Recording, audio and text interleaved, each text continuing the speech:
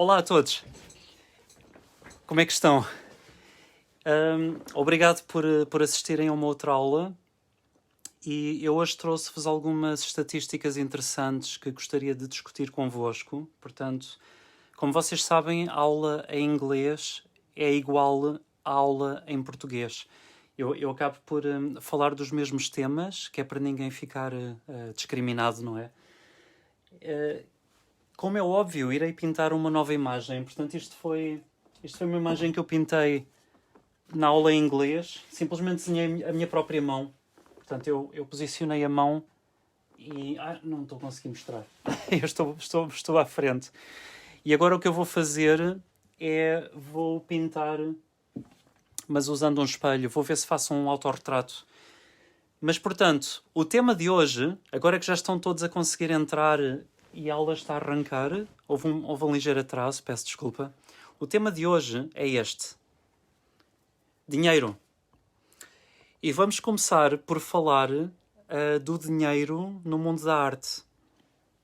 E eu tenho alguns dados para vos apresentar que talvez vocês considerem chocantes.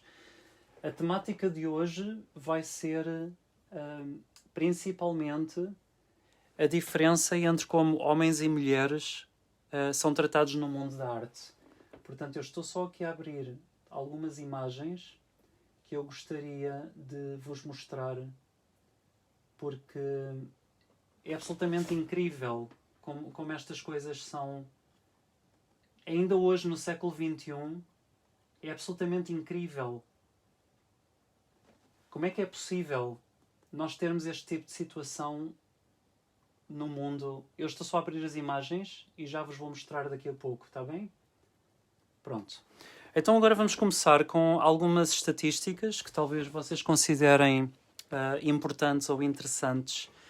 Eu considero-as chocantes.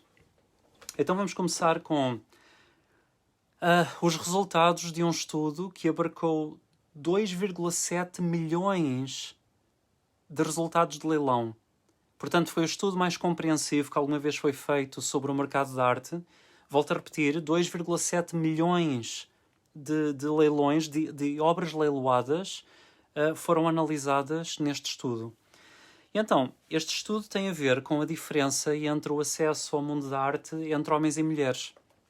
Este estudo é exclusivamente sobre isso. Boa notícia. Homens e mulheres não sentem nenhuma espécie de discriminação. Não há discriminação no mundo académico. Portanto, quando vocês vão estudar belas artes, são tratados igualmente, quer sejam homens, quer mulheres. Essa discriminação não é sentida, pelo menos no mundo ocidental, geralmente falando. Mas, se vocês forem meninas, por favor, divirtam-se quando puderem na Faculdade de Belas Artes, porque vai ser a única vez na vida em que vocês vão estar em pé de igualdade com os vossos colegas do sexo masculino. A partir do momento em que terminarem o curso, as estatísticas começam logo a entrar. Galerias de arte contemporânea, apenas 13% dos artistas representados são mulheres, 87% são homens. Portanto, começa logo por aqui. Conseguem ou não uma galeria? O vosso género vai influenciar. Outra coisa que talvez seja muito importante nós sabermos é que, como dizem os ABBA, The Winner Takes It All, aquela fantástica música, os homens dominam completamente as estatísticas de venda de obras de arte, mas completamente, não há sequer comparação possível. Então vou-vos dar aqui um exemplo. A artista feminina, não é? Portanto, a artista pintora que vendeu as obras mais caras da história, portanto, do sexo feminino, é a Joan Mitchell. E a Joan Mitchell está apenas em número 47 do ranking de artistas que venderam mais na história da arte contemporânea. Portanto, dos que vendem agora. Volto a repetir, a mulher que melhor vendeu está num mísero número 47. 46 artistas à frente dela são todos homens. Está bem? Não há uma única mulher à frente de Joan Mitchell. Ela é a número 1 e ela está em número 47 de vendas. Outra curiosidade que talvez vocês não soubessem E por favor, não sejam pimba. Por favor, não sejam maniatáveis. Não sejam ovelhinhas em relação ao vosso gosto. Não sejam manipuláveis. Picasso sozinho, portanto, apenas Picasso, vendeu mais do que todas as mulheres do mundo juntas. Volto a repetir. Picasso sozinho, só o Picasso, vendeu mais do que todas as mulheres artistas da história da arte juntas. Está bem? É impossível que isso seja apenas devido à qualidade estética ou artística. É absolutamente impossível. E Picasso não é o único. O Andy Warhol, sozinho, também vendeu mais do que todas as mulheres artistas da história da arte juntas. Inacreditável, não é? Portanto, nós estamos a falar de... Enfim, isto é absolutamente inacreditável. Agora, outra estatística que talvez também vos interesse...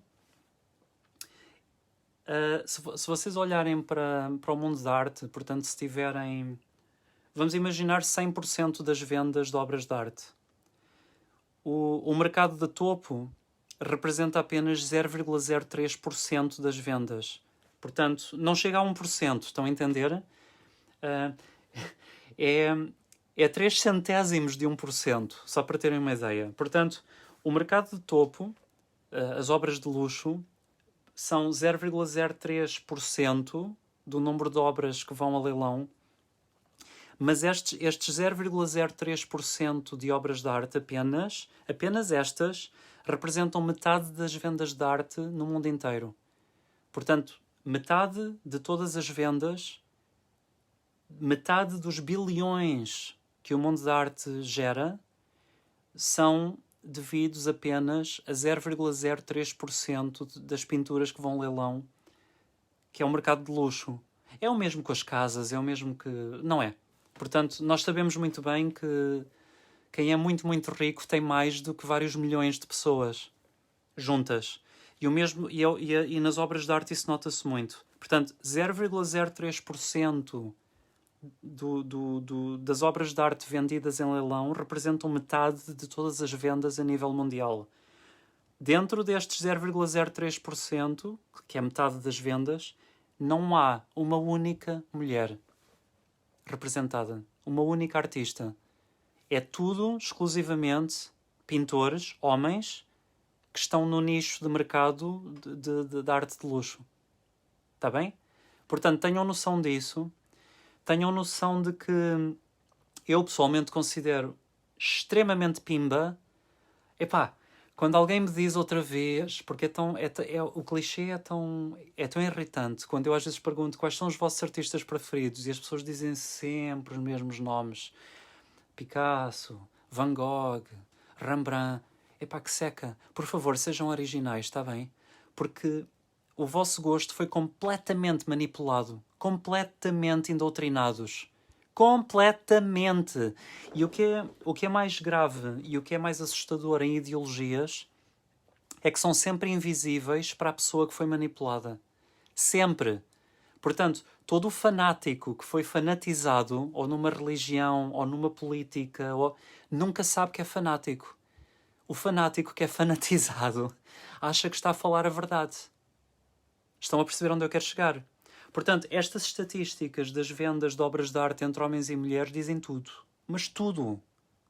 Portanto, para os que só chegaram agora à aula, eu vou muito rapidamente só dizer alguns desses números que já disse antes, está bem? Mas ouçam de novo, porque é importante saberem isto. A artista que vendeu mais, a artista feminina que vendeu mais é Joan Mitchell e está em número 47. Portanto, ela nem sequer pertence ao top 10 dos artistas que mais venderam na história. Está em número 47. Há 46 artistas masculinos à frente dela.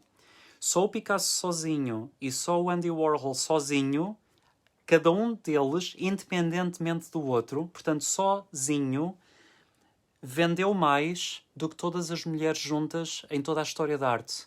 Portanto, tragam-me todas as pinturas alguma vez feitas por todas as centenas de milhares de artistas do sexo feminino E se juntarem todas essas pinturas, valem menos do que a produção de um único artista do sexo masculino. Está bem? Portanto, não venham cá com histórias que não há discriminação. É claro que há discriminação. O topo do mercado de luxo, que representa 0,03% das obras de arte, portanto são as obras de luxo. Oh, Bogna, I just saw you just entered. The English version is at 7 p.m. 8:30 p.m. is always in Portuguese. So 7 p.m. lesson is now available online. You can check on my wall. All right? For those who want to see the English version, 7 p.m. on Sundays. Check on my wall. It's now live. Portanto, eu estava a dizer, os mercados de luxo de obras de arte, que é 0,03% de todas as obras de arte vendidas, representam metade das vendas a nível mundial. Portanto, em termos monetários. E não há nenhuma mulher representada nesse grupo. Está bem? Nenhuma mulher pertence ao mercado da arte de luxo. Portanto, vou agora mostrar-vos algumas imagens que eu considero particularmente interessantes. A primeira é que eu sou um grande fã de um grupo de mulheres que se chamam The Guerrilla Girls. Portanto, em português seria as meninas guerrilheiras. Portanto, guerrilla, como se fossem soldados. Portanto, a guerrilha, não é gorilas. Não é Guerrilla Girls. É guerrilha. Portanto, guerrilla em inglês. Guerrilla Girls. E é um grupo de 50 e tal pessoas. Eu não tenho a certeza se são todas mulheres. E o que elas fazem... Eu sou um grande fã delas. Eu gostava de entrar neste grupo. Aliás, vou pedir. Por que não? Eu estou a dizer coisas, mas acho que é a altura de passarmos à ação. O que elas fazem é... Vestem máscara, desta vez de gorila. Portanto, a guerrilha passa a gorila. Os nomes são parecidos em inglês. E elas entram pelos museus adentro e denunciam o machismo institucionalizado nos principais museus do mundo. Portanto, cá estão elas, absolutamente gloriosas, e entram mascaradas pelos museus adentro e gritam slogans portanto, acima de tudo, elas denunciam o que se está a passar no mundo da arte, em exposições e por aí fora. Recomendo vivamente que pesquisem o trabalho delas, está bem? E depois, o próximo passo é mostrar-vos quais é que foram os pintores que venderam mais na história da arte. Todos homens, como é óbvio. Não há uma única mulher nesta lista. Mas eu decidi comprimir a lista para o top 5. Portanto, vamos agora ver, porque o tema de hoje é quê? Qual é o tema de hoje? Hã? O tema de hoje é dinheiro. Oh, Suzy, great to see you in class. This is the Portuguese lesson, but we're talking about money in the arts. If you want to see the English lecture, it's now available on my wall, okay? And it's in English. It's at 7 p.m. every Sunday. Good to see you here. Então vamos falar das obras de arte que mais venderam na história da arte. E vamos começar. Em número 5 temos Jackson Pollock. Jackson Pollock fez uma pintura que se chama pura e simplesmente número 17A. Portanto, number 17A.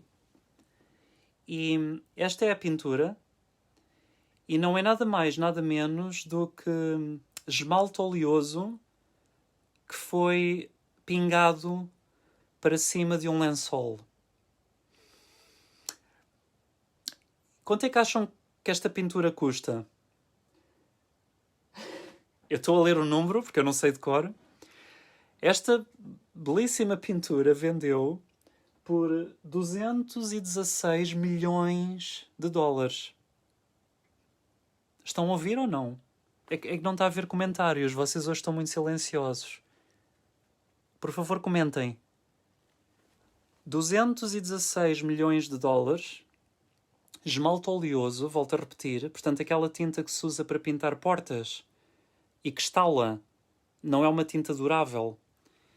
Que foi pintado sobre um lençol. E se não fossem os restauradores, esta pintura nem sequer existiria mais. porque estalou tanto, que teve de ser salva por injeções de Botox. E o que eu chamo Botox é injeções de resina epóxi, cola epóxi, que volta a colar todos os pedacinhos de tinta que estavam a descascar. Está bem? E agora, em número 4, temos uma pintura do Gauguin. O título é Quando é que te vais casar? Portanto, esta pintura de Gauguin vendeu... Desculpem lá, é que a imagem está sempre ao contrário no computador, então custa-me endireitar a imagem. Não consigo. Cá está. Então esta pintura do Gauguin vendeu por 227 milhões de dólares. Portanto, 227 milhões de dólares. Todos os valores que eu vos estou a dizer estão corrigidos para o ano 2020. Está bem? Portanto, todos os valores estão corrigidos tendo em conta a inflação. Depois temos, em número 3, em terceiro lugar, temos Cézanne. Aliás, reparem que todos os artistas também são do mundo ocidental, não é? Ou são europeus ou são norte-americanos. Não há outros. Porque a discriminação não é só para as mulheres, não é? A discriminação é para muito tipo de pessoa. Portanto, não há ninguém de minorias étnicas, não há... Pronto, é essencialmente do mundo dominante, economicamente dominante. Agora, em terceiro lugar temos Cézanne, os jogadores de cartas, e Cézanne vendeu este quadro por 284 milhões de euros. 284 milhões de dólares, desculpem. Se bem que é quase igual ao euro. 284 milhões. Como eu disse na aula em inglês, na aula anterior, eu não acredito que Cézanne alguma vez tivesse visto dinheiro. Cézanne era muito pobre, eventualmente. Quer dizer, não era muito pobre, mas era remediado. Certamente não era milionário, é aí que eu quero chegar.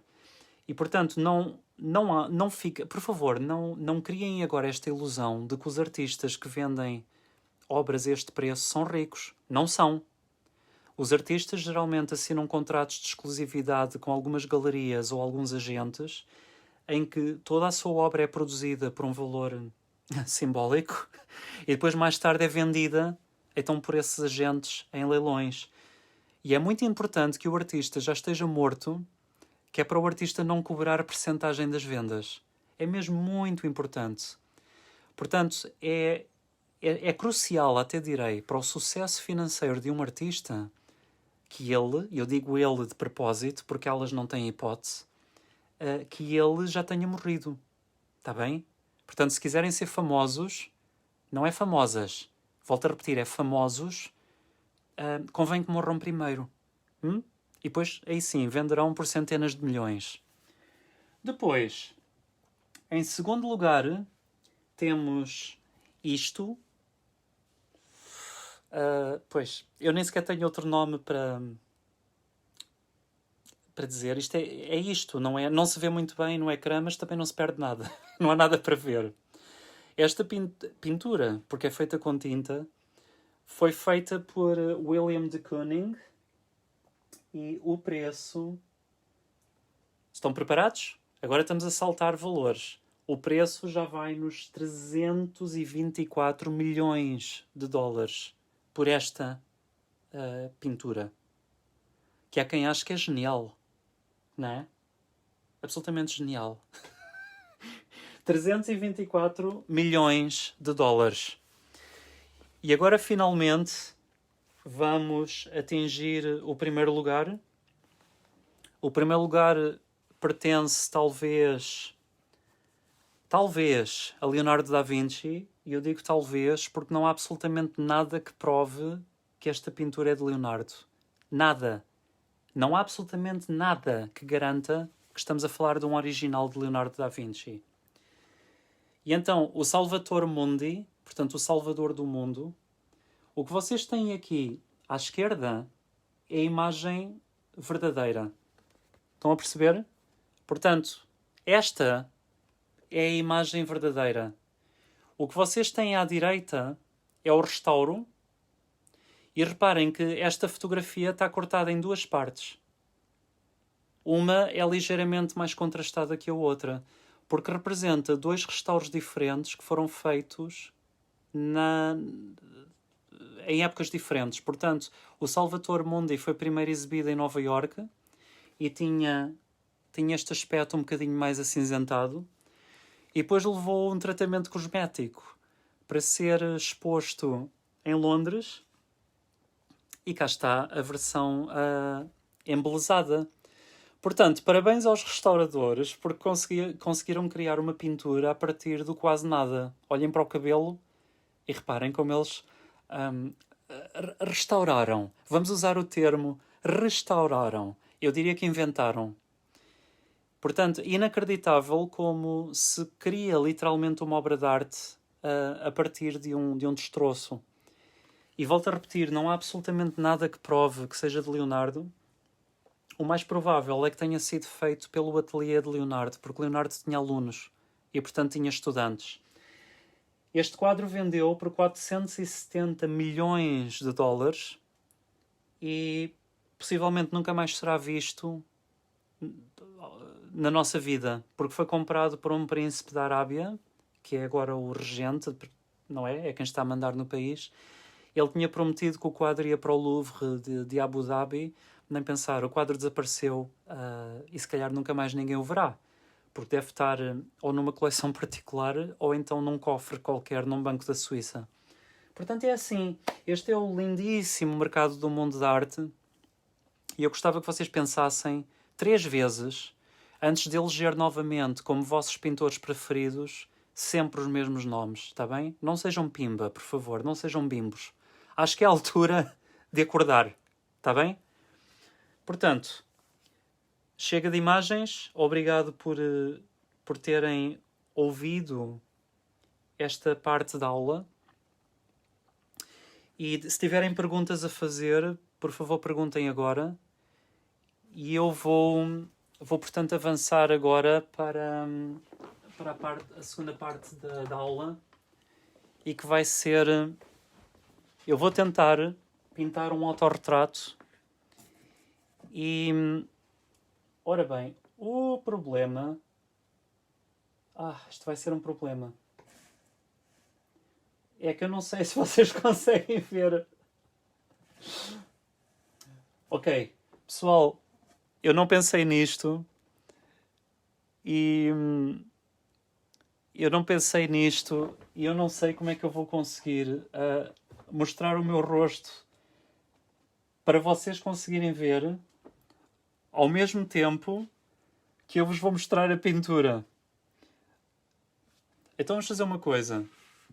Eu acho que a única maneira de eu conseguir fazer isto bem feito é... Eu vou avançar a câmera.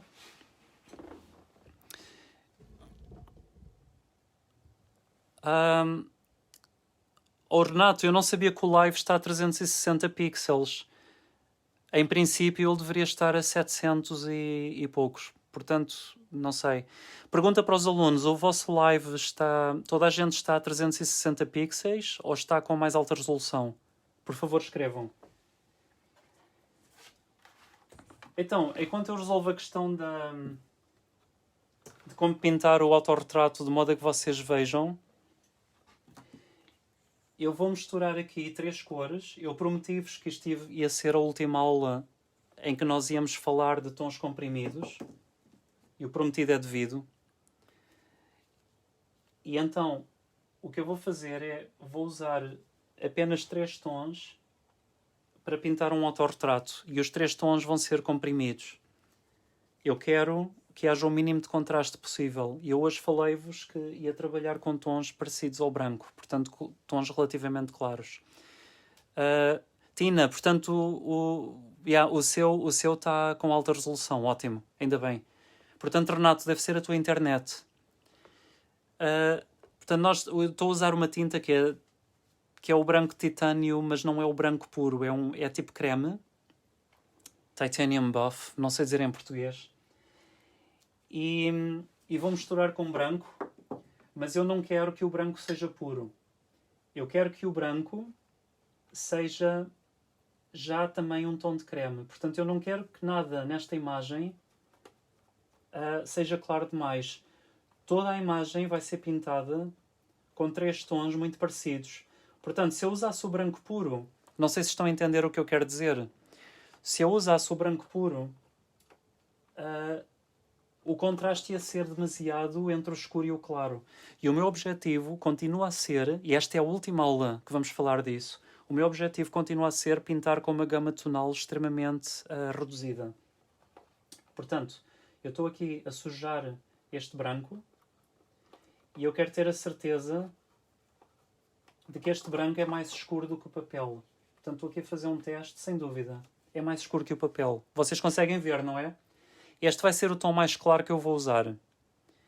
Depois vou fazer um tom médio, em que eu vou misturar este branco com o escuro, não é? Portanto, nós queremos um tom intermédio.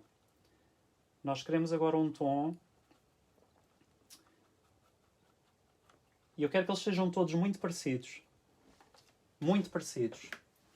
Porque vocês, quando trabalham com uma gama de tons comprimida, com uma gama de tons extremamente reduzida, conseguem uma harmonia que é impossível de obter quando se usam cores a mais e vocês não sabem o que estão a fazer. Portanto, principiantes, o segredo de conseguirem harmonia nas vossas pinturas, se vocês têm dificuldade em conseguir harmonia, o segredo é mesmo comprimir a gama tonal. Portanto, não trabalhem com contrastes excessivos, a não ser que vocês saibam exatamente o que estão a fazer, porque é muito mais difícil. Ora bem, agora que eu já misturei as 3 cores, vou só testar aqui para ver se é escura que chega e finalmente o tom mais escuro, para ter a certeza que são todos diferenciáveis. O do meio pode escurecer ligeiramente mais. Vou só juntar mais um pouquinho de tinta escura. Pronto. Que é para não ser muito parecido ao tom claro. Eu quero os 3 tons diferenciados que chega. Chega! E agora o que vamos fazer... E valham-me os anjos e os santos todos. E o que vamos fazer agora é... Eu vou tentar segurar no espelho de modo a que vocês vejam e ao mesmo tempo consigam ver o desenho. Portanto, vou avançar a câmera. Eu não tenho espaço. O Renato sabe disto muito bem. E a boa notícia que eu tenho para vos dar... Estou só aqui a descer a câmera um pouco mais... A boa notícia que eu tenho para vos dar é que o Renato e eu vamos começar a gravar aulas profissionalmente. Ora, cá estou eu. Isto sou eu. Conseguem ver o meu espelho? E eu vou tentar mostrar-vos o papel. Pronto, cá está. Vou tentar mostrar-vos o papel de modo a que a gente possa começar a trabalhar. Portanto, isto sou eu. Eu vou tentar então pintar um retrato sem cobrir o papel. Ai, meu Deus, isto vai ser uma carga de trabalho. Ora bem, vamos a isso. Muito importante, quando vocês pintam retrato, e isto é mesmo muito importante, ao oval do... Isto vai ser o meu chapéu. Ao oval do... Desculpem lá. Isto é difícil pintar e falar ao mesmo tempo. Pronto. Se vocês dividirem a altura total do crânio, portanto, a altura total desde o topo da minha cabeça até ao queixo, a altura total do crânio dividido em 2 vai dar a linha dos olhos. Portanto, a linha dos olhos vai estar aqui. Estão a perceber? É aproximadamente metade da altura total. E então agora o que eu estou a fazer é... Estou a delimitar o oval que vai marcar o que vale é que eu agora consigo ver no espelho o que é que está a acontecer em câmara. Então isso vai-me ajudar imenso. Portanto, estou agora a marcar, essencialmente é o oval e o chapéu. É muito importante este chapéu. porque quando eu uso chapéu, vocês não conseguem ver o corte de cabelo que eu fiz a mim mesmo. É de propósito. Portanto, vocês não conseguem ver como é que eu corto o cabelo a mim mesmo, por causa da quarentena. Então, voltando à questão do chapéu. Se eu sei que os olhos estão aqui, eu vou inicialmente ignorar... Eu vou ignorar completamente qualquer detalhe. Portanto, o que eu estou agora a fazer é só tentar marcar onde é que eu penso. Por exemplo, entre os olhos e o queixo, se eu dividir em dois, vai dar aproximadamente esta zona do lábio superior. Estão a perceber? Isto são proporções quase que universais num adulto. As crianças não têm estas proporções, têm outras. Mas num adulto, se dividirem entre os olhos e o queixo em dois, vai dar aproximadamente esta zona do lábio superior. Portanto, há este tipo de truques que vocês podem usar e que vos vão ajudar imenso a marcar as formas principais. Está bem? Faz sentido o que eu estou a dizer ou não? Zig-zag, ziga. Lembram-se Lembram-se da aula Barg, do Zig-Zag Ziga? Portanto, o curso Barg, como eu vos estava a dizer, é aquele que o Renato e eu vamos filmar. E o Renato foi quem fez aquele documentário fantástico para a RTP sobre a minha arte. E que eu tenho a honra de finalmente poder trabalhar com ele. Portanto, de certa forma, o coronavírus e a quarentena veio-me a calhar bem. Porque como eu não vou poder dar aulas presencialmente, estou a aproveitar para então dar as aulas online.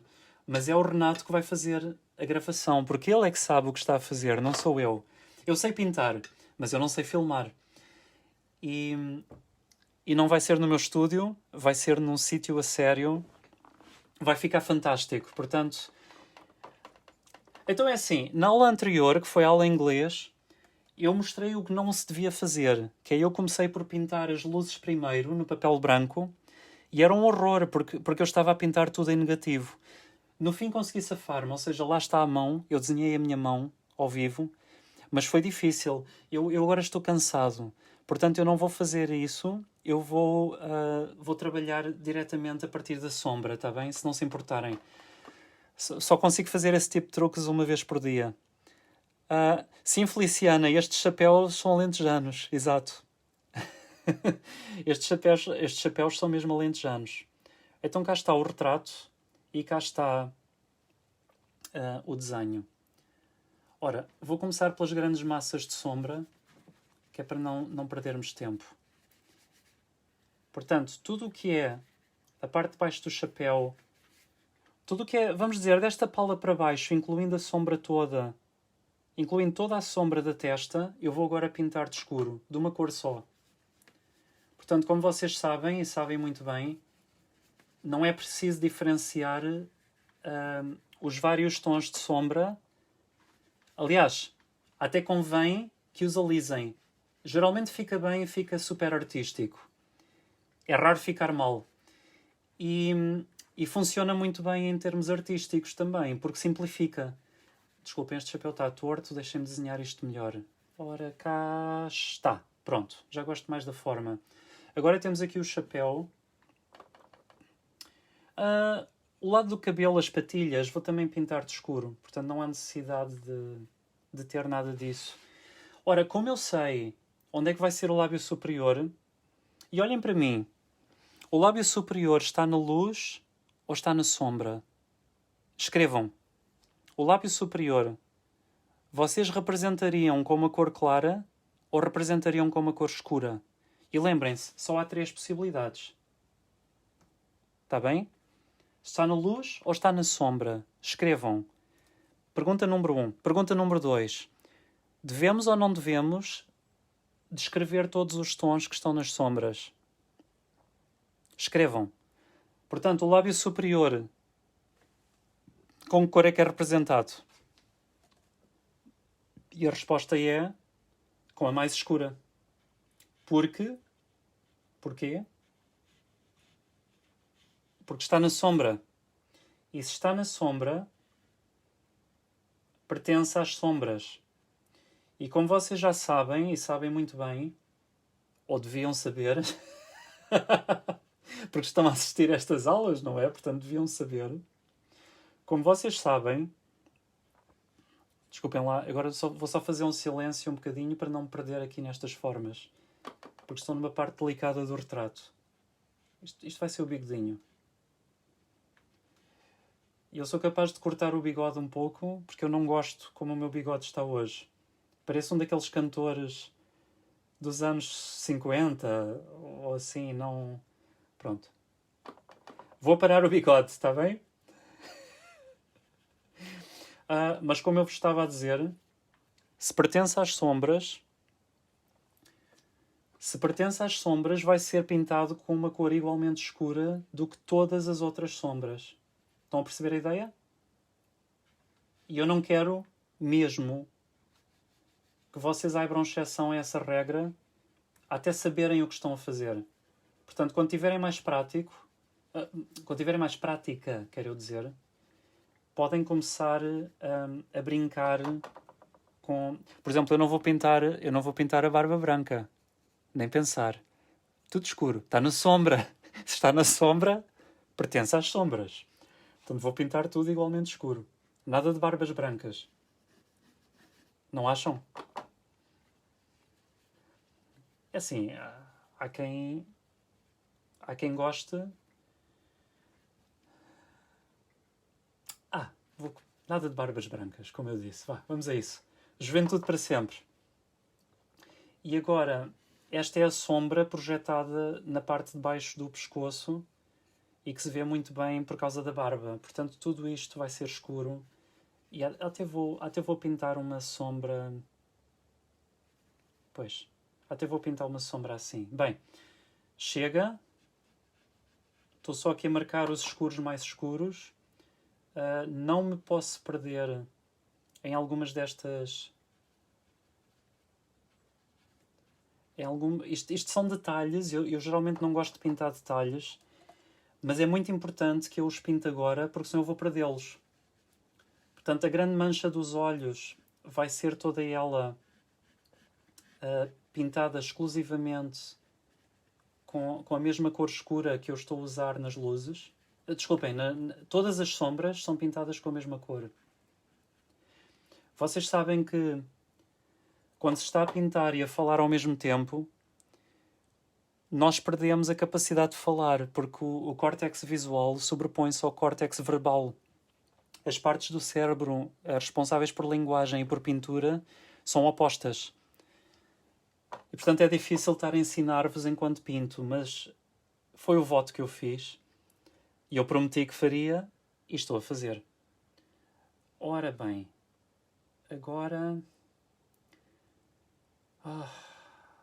temos aqui esta forma. Está a começar a funcionar, diria eu.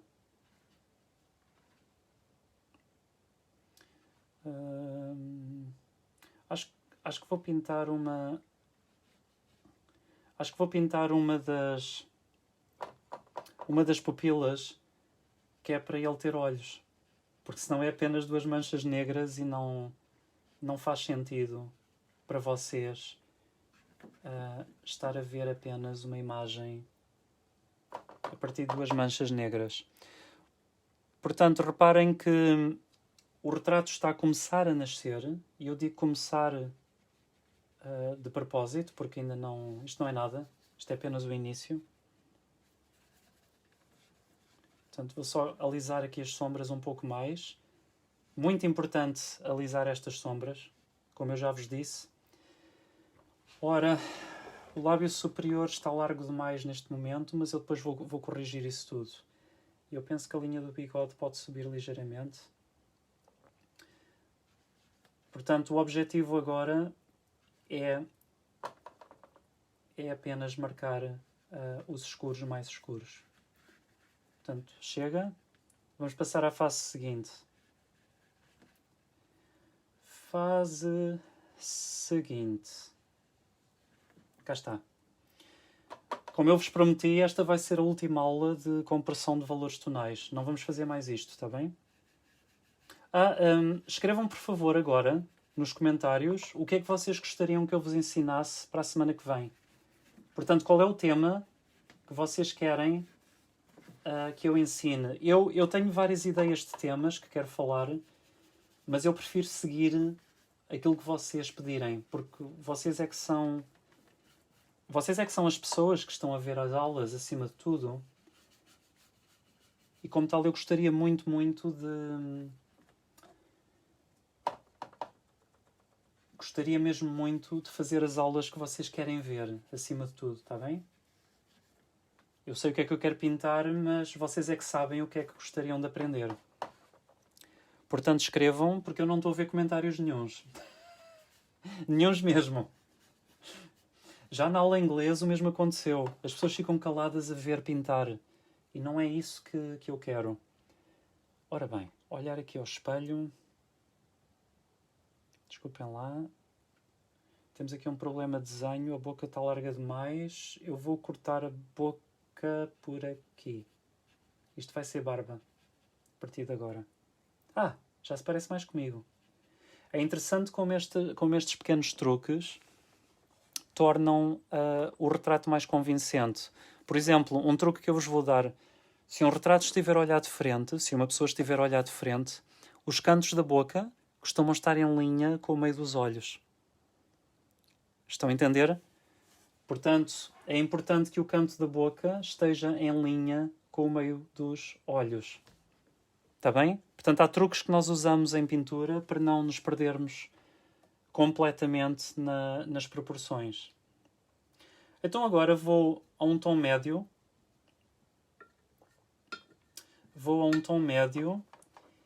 E o que eu vou fazer é reservar as luzes máximas. Como é que isto vai ser feito? Vou reservar as luzes máximas para depois usar o tom claro. Portanto, tudo isto pode ser agora marcado como um tom médio. Esqueci-me de fazer o resto da orelha, mas eu depois faço a seguir.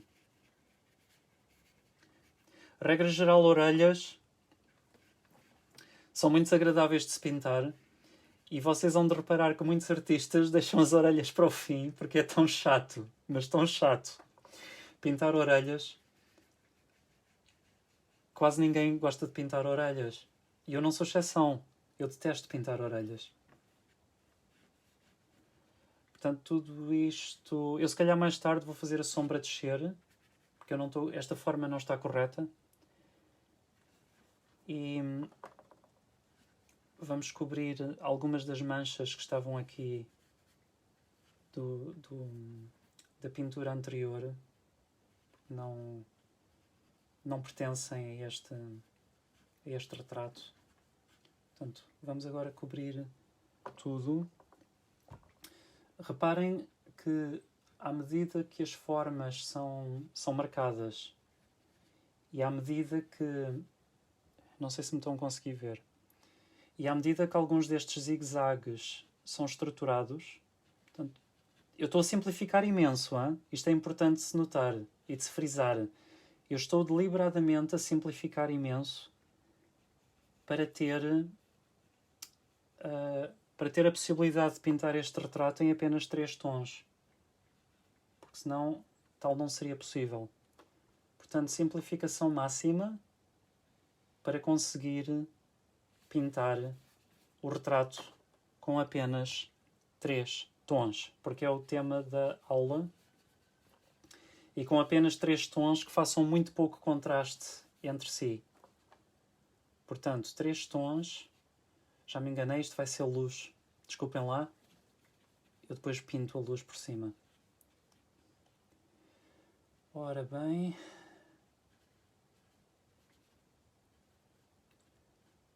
Ninguém tem perguntas?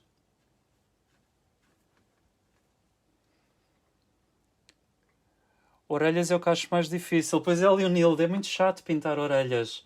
É mesmo muito chato. Eu não gosto nada, pelo menos. E uma coisa com as orelhas é que estão cheias de pormenorzinhos que não interessam nada. Ou seja, as orelhas são uma coisa tão mecânica e tão chata mesmo. Acho que é essa a palavra. Pronto, é tão chata. Reparem que eu juntei esta orelha à maçã do rosto. Deliberadamente estou a pintá-la com a mesma cor. Desculpem lá, isto agora foi tinta a mais. Deliberadamente estou a pintá-la com a mesma cor, que é para não haver... Pronto. Já criei mais ou menos a estrutura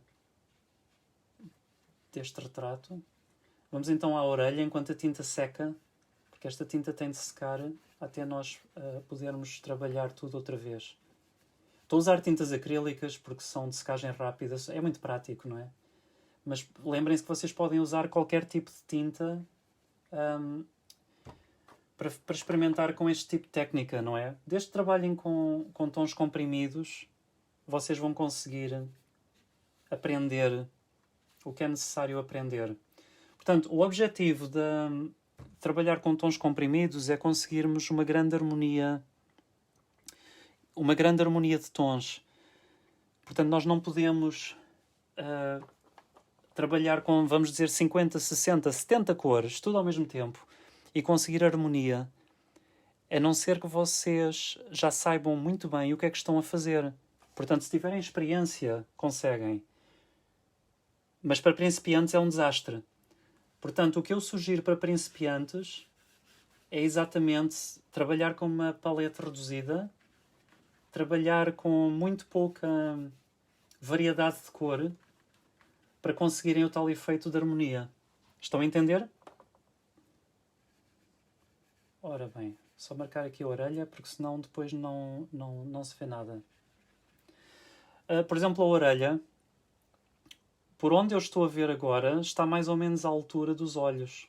A parte superior da orelha está à altura dos meus olhos. Isso, como é óbvio, depende do ângulo, não é da cabeça. Mas é assim que eu depois determino. E, por exemplo, a parte de baixo da orelha está à altura aqui da parte de baixo do nariz. Estão a perceber? Portanto, há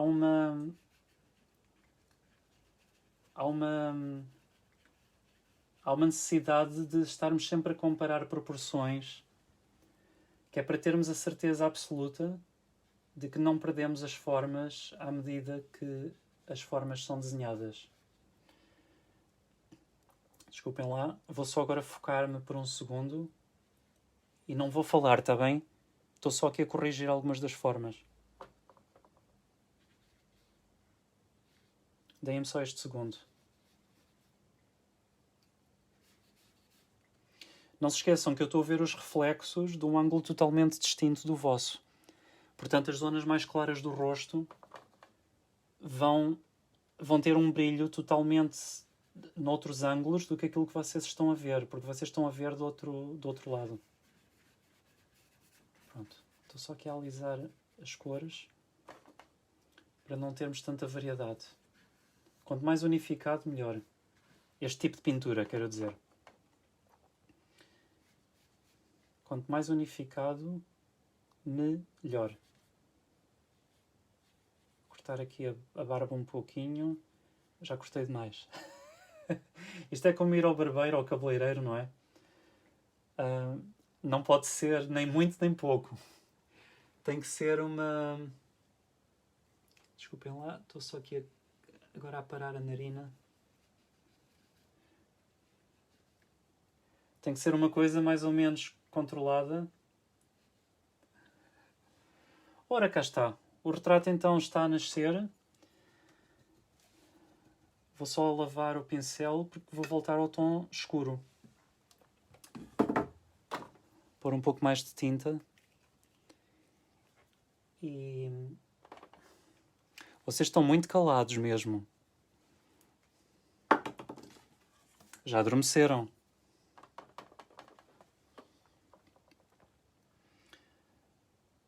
Pois, vocês estão a ver tudo totalmente diferente daquilo que eu vejo quando olho ao espelho. Eu estou a olhar para o meu espelho e vejo uma coisa, e estou a olhar para o reflexo do espelho no celular, portanto, na câmara, na imagem, e vejo outra totalmente distinta. Isto é incrível. Mas não há nada a fazer. Portanto, é o tipo de tecnologia que temos.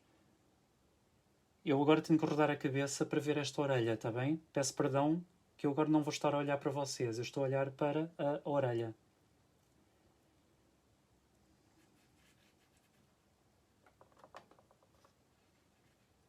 E mais uma vez, se eu olhasse para vocês, nem sequer via a minha própria orelha.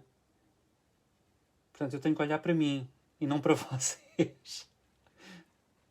O que eu quero dizer é que vocês vão ter de acreditar em mim. Vão ter de acreditar que aquilo que eu estou a ver é aquilo que estou a pintar. E não aquilo que vocês estão a ver. Porque é realmente de um ângulo totalmente diferente. Ora, ele precisa de mais maçãs do rosto e precisa de mais linha aqui. Pronto. Agora, voltar aos escuros, ter a certeza. O lábio inferior é torto no original. E portanto eu tenho de o entortar na pintura também. O meu bigode desce mais no original. Portanto eu tenho que o descer mais na pintura também. Lembrem-se que as formas são sempre mais importantes do que as cores. As formas são mais objetivas. As formas são vistas praticamente da mesma maneira por toda a gente. As cores são mais subjetivas. As cores só são bem vistas por quem tem a boa visão de cor. Há muita gente que é daltónica e que, portanto, não vê a cor de forma correta ou, pelo menos, da mesma forma que nós vemos.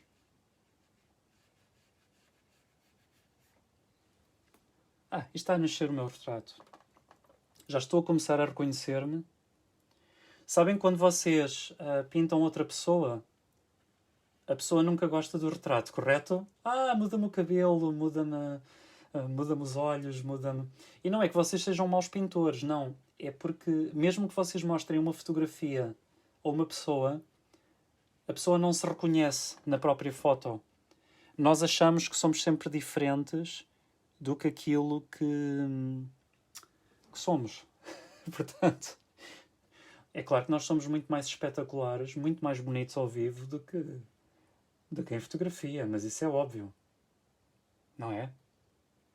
Não concordam? Eu acho que nós somos muito mais espetaculares ao vivo. Nem há comparação. Pronto. Acho que finalmente isto vai secar como sendo preto, que é aquilo que eu quero. Porque eu quero compressão máxima dos valores tonais. Isso. Só mais uma camada aqui e a seguir vamos pintar as luzes e depois eu estou disponível para perguntas e respostas. Se vocês tiverem perguntas e respostas a fazer, preparem-se porque eu daqui a uns minutos já vou conseguir olhar para a câmara e ler as vossas perguntas. Eu quero que toda a gente, por favor, faça pelo menos uma pergunta.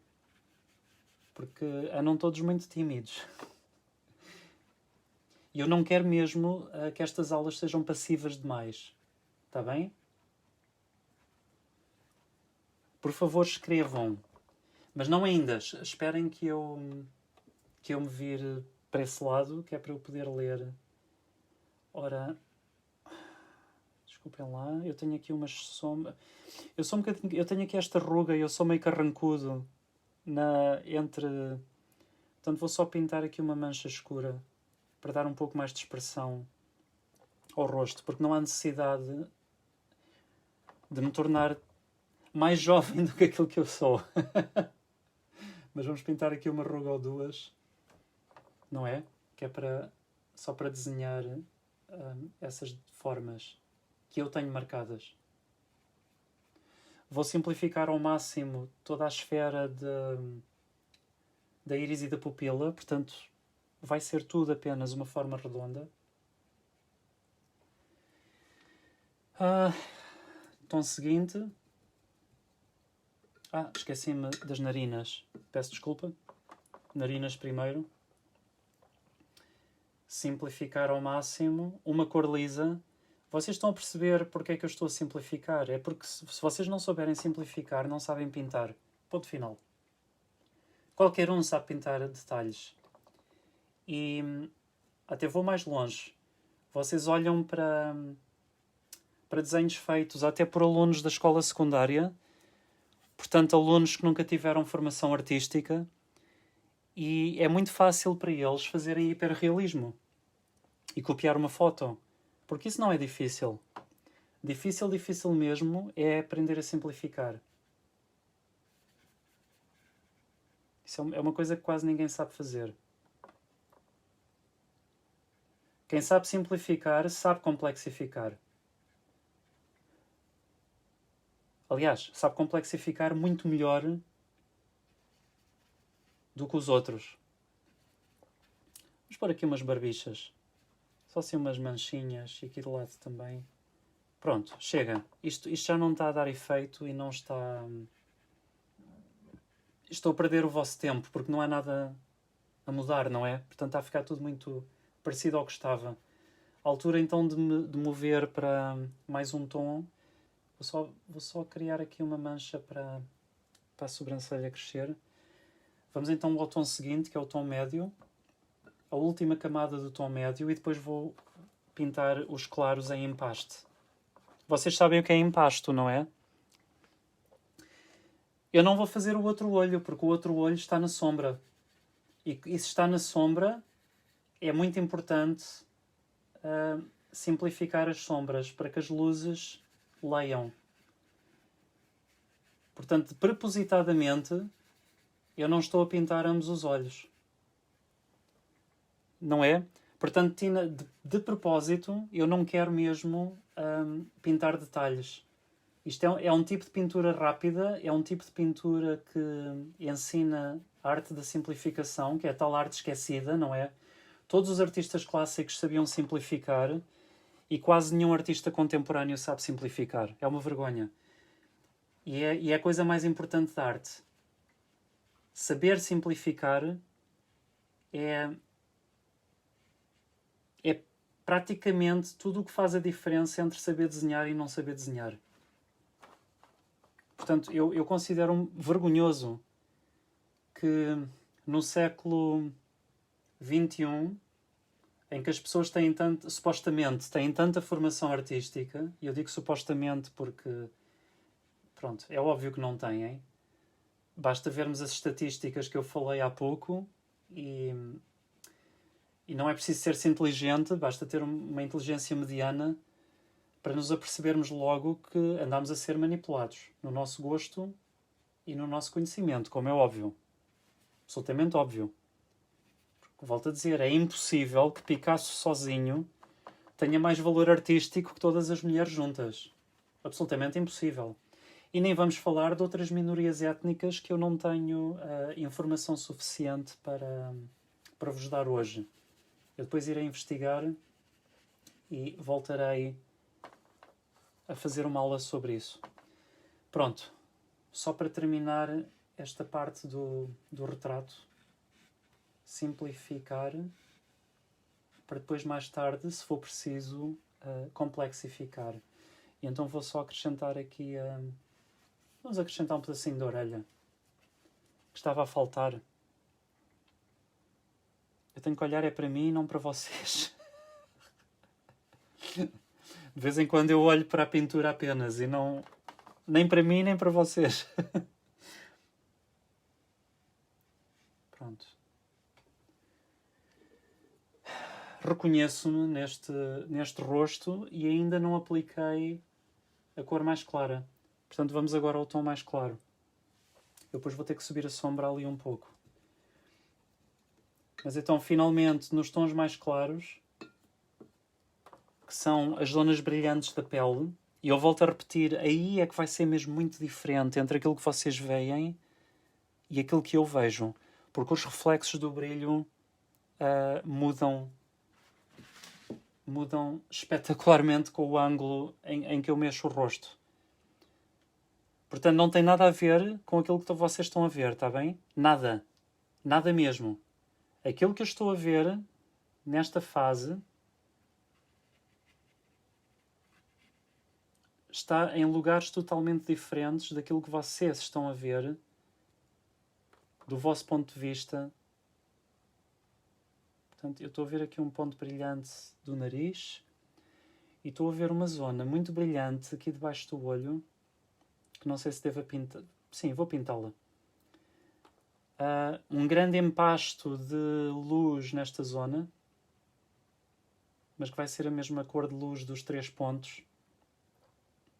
Portanto, mais uma vez, simplificar. Eu vou pintar tudo com o mesmo tom de branco. E vejo aqui um brilhinho na zona acima do bigode. Um brilho que é quase irrelevante, não é? Não conta muito. E a parte de cima do chapéu, claro. Portanto, nada disto foi ainda pintado. É uma zona clara.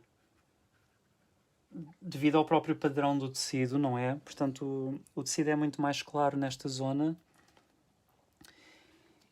E acho que chega para agora. Portanto, vou só dar um último empastamento de luz nas zonas mais claras, para que sobressaiam, para que cubram mesmo bem. Agora não preciso de espelho. Para que cubram mesmo bem a cor escura que estava por baixo. Portanto, eu estou simplesmente a pôr mais tinta, não é? Tinta mais espessa. E gosto muito de pintar com o pincel achatado. Portanto, não é de encontro... não é a ponta dos pelos do pincel que está a tocar na tela. Não, é o lado. Porque assim deixa mais tinta. Portanto, se vocês quiserem pintar empastamentos, este é um dos truques para que a tinta agarre melhor. Estão a perceber a ideia? Geralmente, nas zonas de luz, não fica mal pôr mais tinta. Evitem nas zonas de sombra, porque quando a tinta é brilhante, e se os vossos escuros estiverem na sombra, se os vossos escuros forem brilhantes, geralmente a tinta é brilhante, e vocês empastarem, isso vai significar que as cores mais escuras de todas vão refletir luz, vão refletir brilhos. Vocês não querem isso. Vocês querem os tons escuros pintados de forma lisa, e os tons claros, aí sim, podem ser pintados com empasto, com mais textura. Pronto, um rápido autorretrato que fiz. Vamos ver se consigo endireitar a folha. Que fiz assim num estante. E gostava de vos mostrar mais algumas imagens, mas de momento, e para ser honesto, eu estou cansado. Portanto, hoje não dormi muito, e então vou ter de terminar a aula. Mas estas foram as 2 pinturas que eu fiz nas aulas de hoje. Portanto, desenhei a minha própria mão nesta posição na aula em inglês, e agora pintei um autorretrato ao espelho usando apenas 3 tons de escuro. E é claro que, à medida que eu olho para o autorretrato, vejo mais coisas para se corrigirem. Por exemplo, eu agora vou ter de cortar... Já agora desculpem, mas eu tenho mesmo de cortar a luz mais abaixo, porque estava muito subida no rosto. E aqui está muito espalhada também. Portanto, eu vou ter de eliminar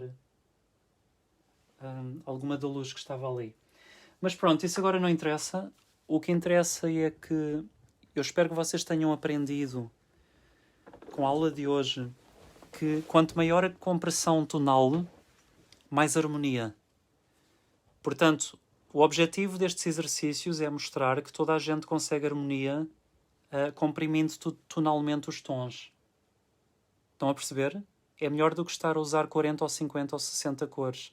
Já agora, Só para terminar, eu vou só num instante pintar o fundo com exatamente a mesma cor que a cor da sombra. Está bem? Que foi o que eu fiz com a mão. Que é para vocês também poderem ver que não é preciso contornos, não é preciso nós termos, por exemplo, a forma da sombra do chapéu definida, ou até a forma aqui do queixo. Bem, na realidade sim, porque o meu pescoço seria de um tom mais claro. Portanto, já agora, se me dão perdoem-me só, vou só aqui desenhar um queixo, um pescoço. Que é para o queixo mostrar. Pronto. Cá temos. Chega.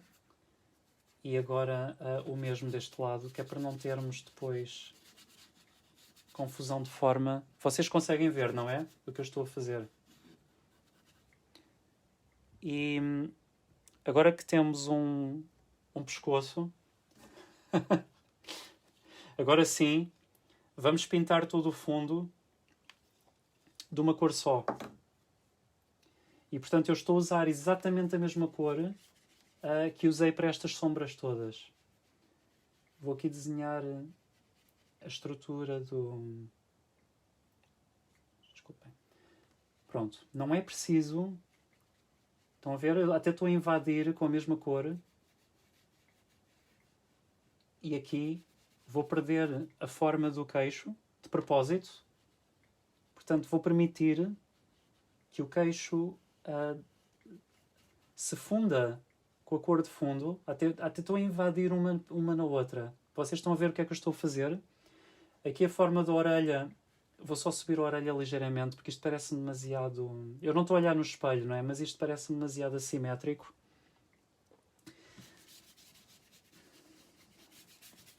E reparem que à medida que eu escureço o fundo, até se vê melhor o que é que eu pintei. Portanto, começa-se a ver o boné, começa-se a ver tudo de uma forma muito mais clara. Não é? Deixa de haver tanta confusão de tons. Portanto, vocês não precisam de separação entre a sombra do boné e o fundo. Não é preciso. Eu volto a repetir, isto é importante no curso Barg, porque é o curso que eu quero que vocês façam antes de eu vos ensinar pintura. Portanto, quando eu começar com as aulas a sério, com o Renato, não é? Ele vai gravar. Eu quero que vocês aprendam primeiro a pintar, a desenhar em técnica Barg. E a técnica Barg é também sobre isto. A técnica Barg diz muito claramente, portanto, a tal técnica de finais do século XIX, não é? Que representa o pináculo de 600 anos de tradição artística no Ocidente. A técnica Barg diz claramente que todas as sombras, todos os escuros podem ser comprimidos e pintados de uma cor só. Não faz mal. Vocês não precisam de informação a mais.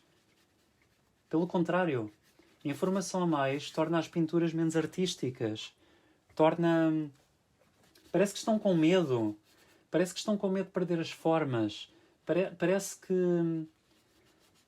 Como é que é de explicar? Os amadores é que sublinham tudo. Os amadores é que pintam os contornos e têm medo que as formas desapareçam. Os profissionais não têm medo. Porquê? Há várias razões. Mas a razão número 1 é que se vocês desenharam isto uma vez, sabem desenhar 2 vezes. Portanto, mesmo que a forma desapareça, vocês são capazes de redesenhar novamente. Está bem? E vejam então como, na realidade, o rosto está realmente a começar a sobressair, Leonildo, como é verdade. O rosto está a ficar muito mais interessante agora que eu fundi o fundo com a mesma cor que a barba. Reparem, não há separação nenhuma. O fundo e a barba, neste momento, são a mesma cor.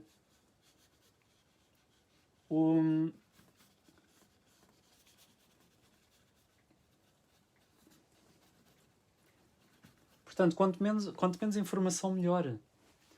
O fundo e a sombra do chapéu são a mesma cor. Vamos permitir que a cor entre por aí adentro. Estou só a aplicar outra camada para cobrir, não é? Porque só com uma camada não se consegue um tom escuro que chegue. Então, reparem, reparem nesta maravilha, que é menos informação cria uma pintura melhor.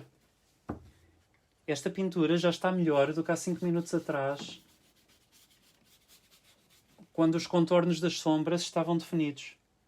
Agora que perdemos os contornos das sombras, a pintura melhorou. Estão a perceber? Portanto, menos é mais. E vocês não precisam de tanta coisa quando estão a pintar. O erro de quase todos os pintores é porem coisas a mais. Eu próprio cometo esse erro. Quando estou a pintar, esqueço-me e muitas vezes começo a introduzir pormenores desnecessários que fazem com que a imagem final seja menos artística do que se eu tivesse sido mais corajoso e tivesse simplificado. Eu não estou a dizer de forma nenhuma que uma pintura para ser boa tem que ser simples. Não. Há pinturas complexas fantásticas. Não é isso que eu estou a dizer. O que eu estou a dizer é que vocês têm de aprender primeiro a simplificar para depois serem bons artistas. Portanto, têm de aprender primeiro que não é preciso pintar este olho para terem um retrato. Estão a perceber a ideia? Têm que aprender primeiro que menos é mais. E não o contrário.